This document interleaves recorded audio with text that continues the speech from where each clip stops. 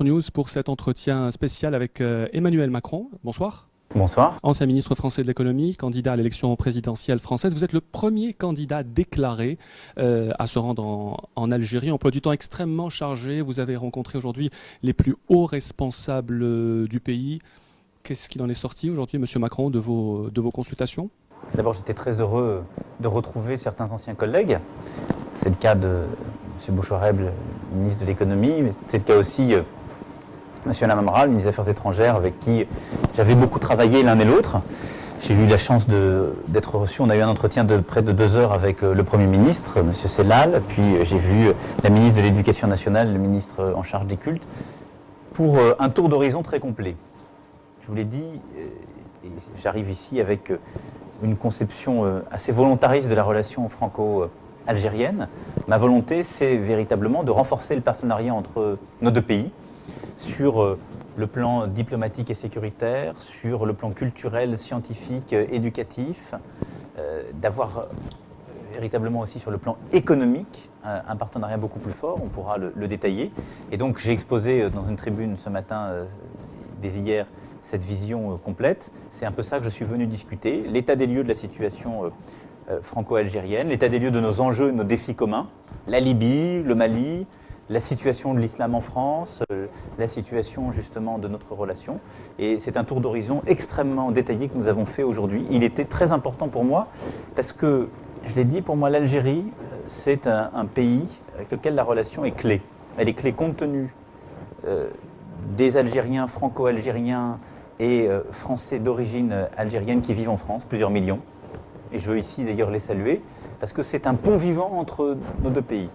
Et c'est essentiel parce que nos défis sont conjoints. Le défi environnemental, le défi sécuritaire, le défi diplomatique. Et donc c'est très important que nous ayons une feuille de route commune. Alors on va parler de cette tribune qui a été publiée notamment sur le site TSA. Vous êtes le premier candidat qui publie un peu son agenda de cette relation franco-algérienne. Vous voulez en faire un peu l'exemple sur l'axe franco-allemand. Est-ce que vous croyez à un axe Alger-Paris comme c'était le cas de Paris-Berlin? Je crois en effet à un axe entre Paris et Alger. D'abord parce que c'est très structurant pour le pays lui-même. Et je pense que c'est essentiel pour la France que l'Algérie soit forte et réussisse. C'est aussi pour ça que je veux renforcer le partenariat économique. Nos entrepreneurs ont beaucoup de choses à dire et à faire ensemble. Nous devons aider l'Algérie dans la diversification de son économie. Nous devons aider l'Algérie à former ses élites et à les faire travailler en Algérie. Et nous devons aider nos élites d'ailleurs à collaborer, coopérer avec des visas facilités de part et d'autre. Nous devons aider, je le disais, l'Algérie aussi à réussir sur le plan de sa sécurité.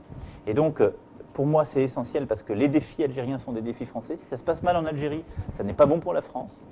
Ensuite, c'est essentiel pour stabiliser le Maghreb. Nous avons des relations très fortes avec les autres pays. Et moi, je ne le vois pas comme quelque chose de concurrent ou d'exclusif. Je me rendrai également au Maroc pendant la campagne. Je me suis rendu en Tunisie. C'est très important d'avoir un dialogue stratégique avec chacun des pays du Maghreb. Et nous avons notre histoire. Mais l'Algérie est géographiquement le plus grand de ces pays. Elle a un rôle tout particulier. Et c'est aussi un point d'entrée vers l'Afrique. Moi, je crois à une France qui doit repenser sa stratégie africaine, sa relation avec l'Afrique.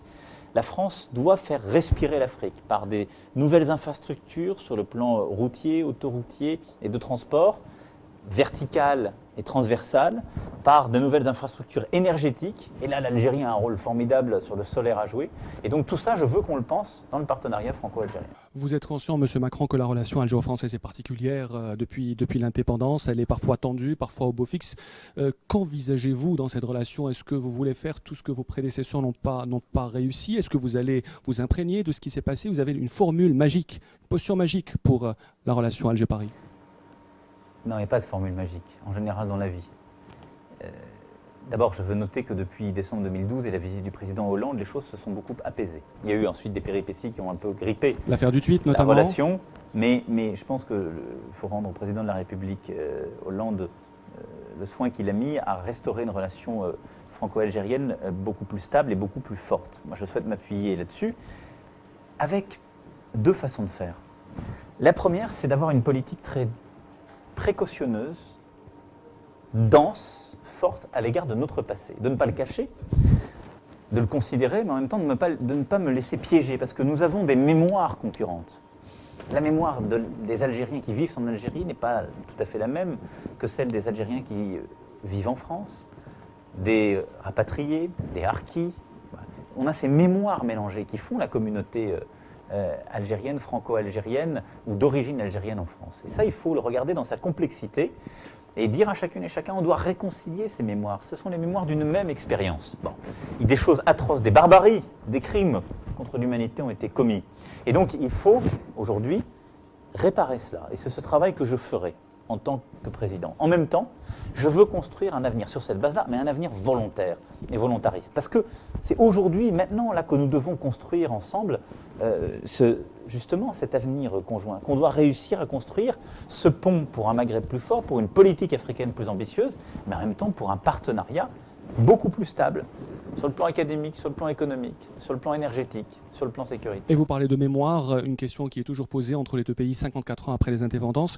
Au mois de novembre, vous déclariez, M. Macron, en Algérie, il y a de la torture, mais aussi l'émergence d'un État, des classes moyennes, c'est la réalité de la colonisation. Il y a eu des éléments de civilisation et des éléments de barbarie. Est-ce que vous regrettez ces propos ou est-ce qu'ils ont été sortis de leur contexte? Non, ils ont été sortis de leur contexte parce que je ne parlais pas que de l'Algérie. Je pense qu'il est inadmissible de faire la glorification de la colonisation. Et certains, on le sait bien, il y a un peu plus de 10 ans, ont voulu faire ça en France. Ça, jamais vous ne m'entendrez tenir ce genre de propos. J'ai condamné toujours la colonisation comme un acte de barbarie. Je l'ai fait en France, c'est ce que je fais dans cette interview, et je l'ai fait partout où je me suis déplacé. La colonisation fait partie de l'histoire française. C'est un crime contre l'humanité, c'est une vraie barbarie, et ça fait partie de ce passé que nous devons regarder en face, en présentant aussi nos excuses à l'égard de celles et ceux vers lesquels nous avons commis ces gestes. En même temps, il ne faut pas balayer tout ce passé. Et je ne regrette pas cela parce qu'il y a une jolie formule qui vaut pour l'Algérie. La France a installé les droits de l'homme en Algérie. Simplement, elle a oublié de les lire.